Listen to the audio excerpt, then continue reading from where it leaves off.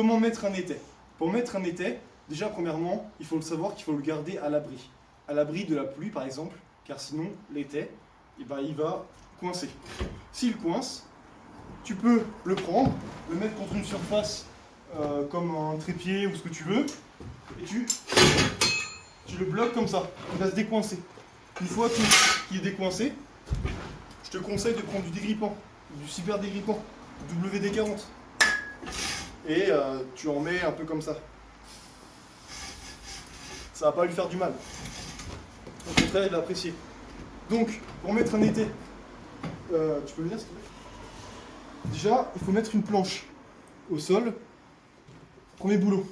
En deuxième temps, tu peux le mettre posé dessus.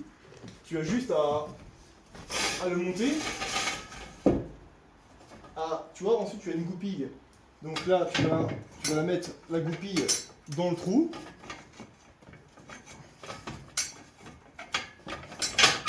Voilà.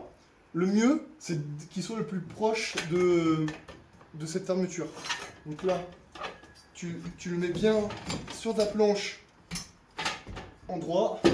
Tu le fixes bien avec ta main gauche, tu le pousses à fond, au milieu de la poutre.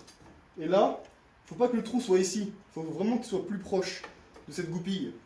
Une fois que tu es à peu près à 1 cm ou 2, tu peux commencer à le monter. Donc là, tu le montes bien. Tu peux ensuite prendre un marteau, taper en bas ou en haut pour le rectifier tout simplement.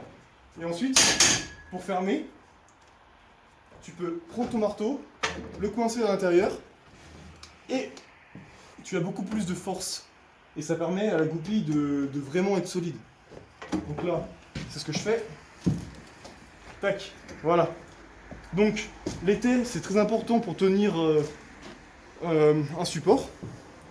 Ce que tu peux faire ensuite, c'est prendre une pointe, ton marteau, ton trépied, et ce que tu vas faire, c'est que tu vas le fixer dans un des 4 trous.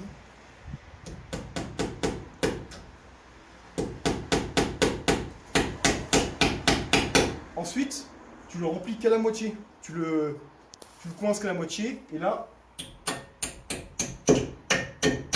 ta pointe, tu la mets sur le côté. Comme ça permet à ce que l'étai ne bougera pas.